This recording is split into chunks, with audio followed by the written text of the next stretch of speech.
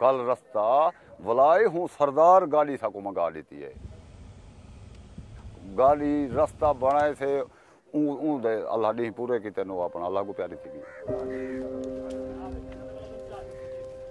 ये सुबह पंजाब की सराइकी बेल्ट का डिस्ट्रिक्ट राजनपुर का एक गांव है जिसका नाम है बम्बली।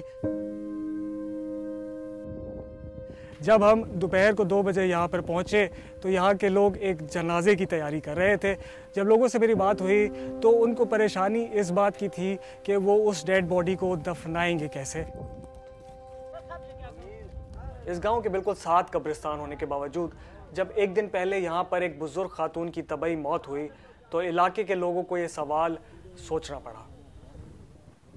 ये कब्रिस्तान है,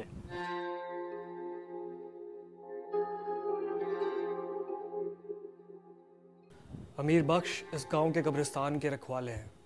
4-5 साल थी एक कब्रिस्तान के अंदर रहने वाला इनकी खिदमत करें ना सारा सारा इसी रात शाम के वापसी घर चल वेंदा वो लई ना सामने ऊपर लंबी उसके बाद सारा ही कब्रिस्तान वो तकरीबन उत्थे तक ये चारों तरफ ये कब्रिस्तान है।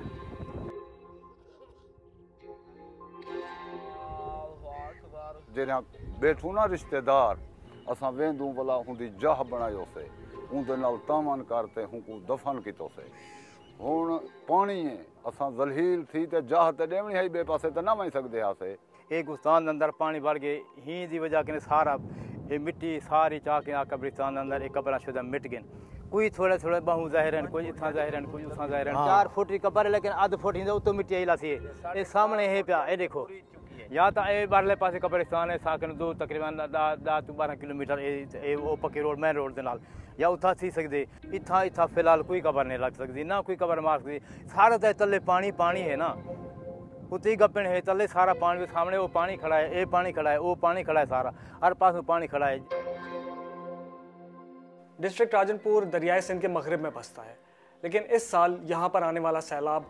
दरिया की वजह से नहीं था। इस पिंड के वेस्ट में यानी कि मगरिब में बलूचिस्तान का सूबा है और सिंध में ये राजनपुर का डिस्ट्रिक्ट है जिसके साउथ में फिर सिंध का सूबा शुरू हो जाता है। बलूचिस्तान से कोहे सुलेमान का एक पहाड़ी सिलसिला है, पहाड़ है जहाँ पर बहुत ज़्यादा 14 अगस्त के बाद से बहुत ज़्यादा बारिशें हुई और उसके बाद फ्लैश फ्लड्स आए। की वजह बाद पानी थोड़ा ऐसा हल्का आ गए उसके बाद असें हिफाजत करें चौधार घूमते फिरते रह गए थे 12 बजे के नाल तकरीबन पानी फुल फाल थी गए सबको कहीं पासे निकलने का कोई सहारा कोई चारा ना असा सिर्फ अल्लाह के घर का सारा घिन करी मस्जिद की छत चढ़ कर बह गए थे। हमने पहले इधर रोकने की कोशिश की तो सैलाब बहुत बड़ा था नहीं रोकाया फिर अपने बच्चे निकाल गए बस बाकी सब कुछ गया। कहीं शहरदार दा घर नहीं बचा दाने लुढ़ेन माल भी लुढ़ेन चंद बंदे माल बचा गयूं यानी कि जितना तक वो इंसान की निगाह चलती उतना तक सैलाब ही सैलाब आई इतना सैलाब है इन स्पीड के अंदर कोई बंदा ही ना खट सकता। फिर कोई लोग इधर दरख्तों पे चढ़ गए कोई लोग उधर मस्जिद भाग गए फिर बेड़ियाँ आई उन लोगों ने निकाला हमारे घर के मकान के सामान सारे लुड़ते गुजरन लेकिन असा मजबूर से कहीं पास ना बन सकता से भूखे प्यासे ही जात उत्ते रह गयो अल्लाह की जात उत्ते भरोसा करके थी रह गयो। तकरीबन 6:30 बजे इतना किश्ती साकू नजर आई असको आवाज़ मारिए से वो 3 टाइम तो अपना शहर के चागे हम मजदूर हन मजबूर लोग हैं जो दरख्त के उत्ते उतना छोटे लड़के पे हैं उन्हें 3 चक्कर अपने शहर से लगे 3 चक्कर से इतना वापस आए साकू ही जगह उत्ते सी किश्ती से चाके थे शाम का मगरब के टाइम को साकू ने पक्के से रोड से पहुँचा दी। ना सिर्फ बम्बली गांव बल्कि इस इलाके की दूसरी बस्तियों के लोग भी अपना घर बार छोड़कर सड़क किनारे खैमों में रहने पे मजबूर हो गए हैं।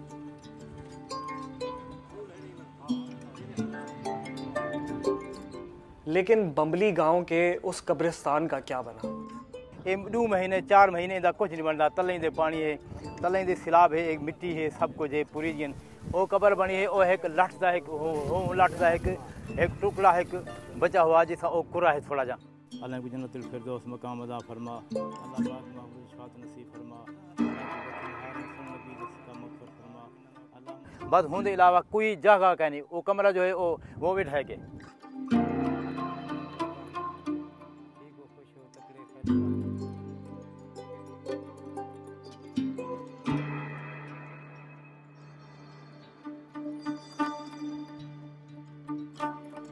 अब तो इस गांव का पानी बहुत हद तक खुश्क हो चुका है और लोग भी आहिस्ता आहिस्ता वापस आना शुरू हो गए हैं, लेकिन उनके कच्चे मकान अभी तक घिरे हुए हैं और उन्हें परेशानी इस बात की है कि आने वाले महीनों में वो अपने मुर्दों को कहाँ दफनाएंगे और अपनी ज़िंदगी को दोबारा कैसे शुरू करेंगे। ये त्रै कपड़े जानते हैं जेरे असां पाते खड़ो